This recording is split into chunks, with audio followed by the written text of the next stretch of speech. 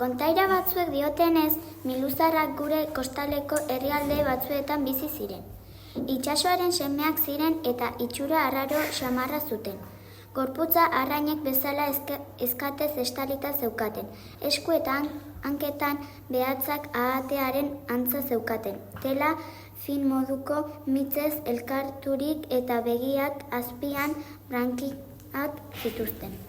Urpean arnazarik hartu eta nekatu gabe ordu asko pasatzeko gaitasuna zutenez itsasoan bainatzea oso gustoko zuten, bai udako egun beroetan, baita neguko egun euritsuetan ere. Sarritan portuak elkartzen ziren eta saltoak egiten eta urpean igeri egiten ederki pasatzen zuten. Herriko jendeak ere oso gustoko zuen ura ikustea eta txanponak botatzen zizkioten ondora joan baino lehen hart zitzaten. Baina miluzarrei gehien gustatzen zitzaiona igeri egitea zen. Orduak pasatzen zituzten igerian baita egun eta gau osoan ere. Kantauri itsasoko arrain guztiak ezagutzen zituzten.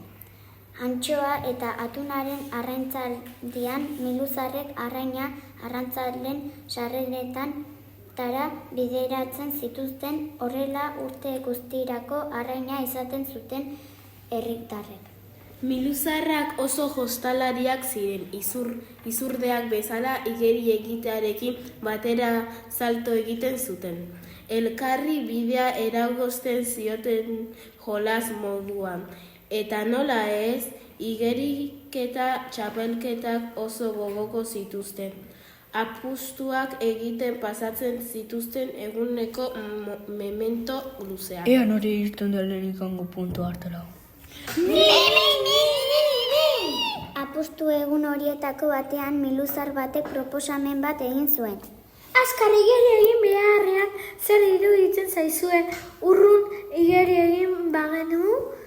Ea nork igeri egiten duen distantziarik luzeena gutxien nekatuz. Denei apostu egokia iruditu zitzaien, uretara salto egin eta igerian hasi ziren. Eguna gazteak hilabeteak eta urteak pasatu ziren eta geroztik inor ez zuen miluzarren arrastorik ikusi. Herriko jendeak beraien kostaldeetan miluzarrak desagertu zirela pentsatu zuten, esperantza guztiak galdu zituzten. Egoera hark pena handia ematen zien herritarrei. Laguntzarik gabe arrantzan egitera ohitu behar izan zuten, eta itsasoa bare ikusten ere ohitu behar izan zuten. Jolasten ari ziren miluzarren buru eta gorputz ikusi gabe. Tristea izan zen, oso tristea. Herriko alaitasunaren zati bat beraiekin joan zen. Denbora asko pasa ondoren, miluzarrez inor oroitzen ezen garaian aitako bat portuan azaldu zen. Norbaitek txanponen bat botatzeko zain zegoen, baina herriko inork ezen oroitzen zeinen dibertigarria zen jolasura.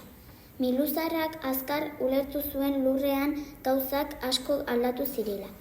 Kaletan zehar ibili zen eta inork ez zuela ezagutzen konturatu zen. Ez zuten gazte denboratako aurpegi ezagunik aurkitzen. Sobera denbora pasatu zela ulertu zuen. Galdurik eta beldurturik eserleku batean eseri zen. Azkeneko urteak guztirik pasatu zituenez idortzeko gogoa zuen, baita beretasun pixkat bat sentitzekoa ere.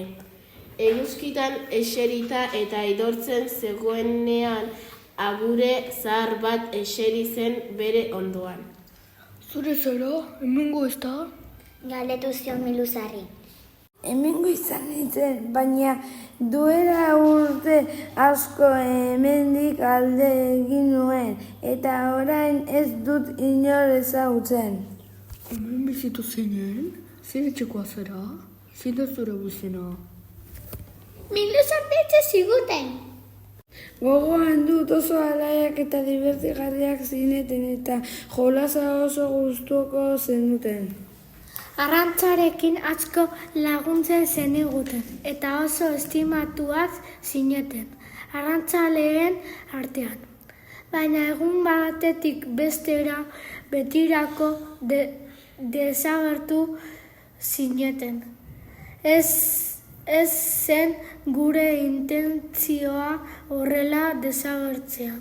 Apustu bat egin genuen, igeri eta igeri hasi ginen eta konturatu ginerako denbora asko pasa zen.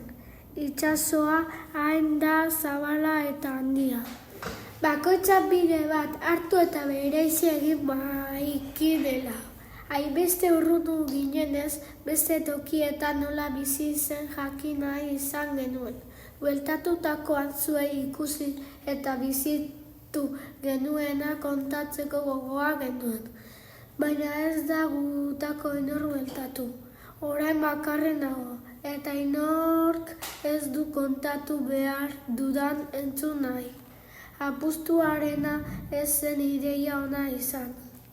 Ai, apustuak, badakizu zer dioten? Apustuen bidez bat eskuratu eta 11 galdu. Normalean apustuek ez dute gauza onik ekartzen. Hori egia da, baina beste herrietan nola bizi diren jakitea eta ikastea. Hori bai, hori onuragarria eta abesgarria da. Kontatu, zer ikusi duzu? Hitz egitera animatu zuen agureak. Horrela hasi zen bada, Miluzak notatzen iparraldean herri kementsu bat bazegoela itsasoa maite zuena eta bikingo izena hartzen zuena. Bertako itsasontziak azkarrak eta poderetsuak zirela eta gainera itsasontzi haiek itsasoa zeharka zezaketela eta Terra Nova, hau da lur berria izenako lurraldera iristeko gaitasuna zutela. Han bale asko zegoela. Oso animalia preziatuak zela bere haragi gatz eta larruaren gatik. Itsasoko zonalde hartan batzuetan itsasoa izotz bihurtzen zela eta kontatu zuen. Hegoaldeko itsasoaz ere hitz egin zuen Miluzarrek. Han urak salda zirudiena esan zuen bero egoteagatik. Itsasotik bizi ez ziren herriak bazeudela ere kontatu zion lurrak emandako elikagaietatik bizi zirelako eta jendeak ezberdintasun bat bazuela ere kontatu zion larruazalaren kolorea hain zuzen. Horrela pasatu zuten denbora luzea hitz eta pitz agure zaharra ahozabalik utziz ikusitako gauzen berri ematen. Miluzarren kondairak aintzat hartu eta handik gutxira bere hitzei kasu eginez itsasontzi berriak sortzen hasi ziren herrian. Miluzarrek kontatutako lurralde berri haien bila joateko. Horrela baleen arrantza ikasi genuen gure lurraldearen ezberdina ziren beste lurralde batzuk bizitatzen hasi ginen eta bidaiatzen ere ikasi genuen. Eta batez ere itsasoa guretzat zeinen garrantzitsua den ikasi genuen. Jaten dugun arraina oparitzen digulako eta edozein bazterretara iristeko errepide paregabea delako. Asmakuntza berriak itsasoak mandatari lanak eginez iristen zaizkigu eta jende berria ere ekartzen digun beraiengandik gauza berria ikasteko aukerarekin. Miluzarrek itsasoarekin bizitzen erakutsi ziguten. Itsasoa maitatu, baloratu eta errespetatzen erakutsi ziguten. Eta ezaguera horriek barneratuak dauzkagu gaur egun ere.